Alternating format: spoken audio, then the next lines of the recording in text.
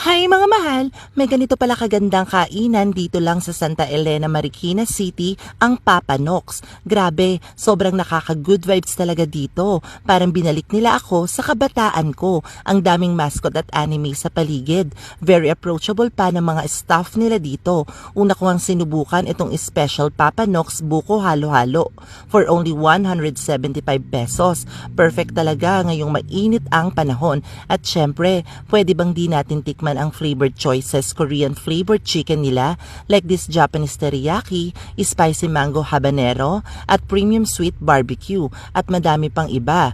May overload all day breakfast din sila dito. Start from 100 to 150 pesos and rich flavor french fries. Madami din silang dessert dito na pagpipilian like this ice cream in cone and ice cream with toppings. Additional 10 pesos lang for toppings. Pero isa sa pinakakinaaliwan ko dito yung paglalaro ko ng basketball.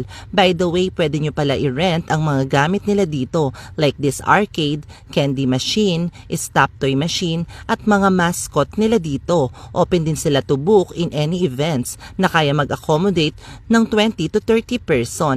Operating hours po pala nila from 11 a.m. to 9 p.m. Ayan din po pala yung price list ng menu nila. And for more details, paki-follow na lang ng page nila.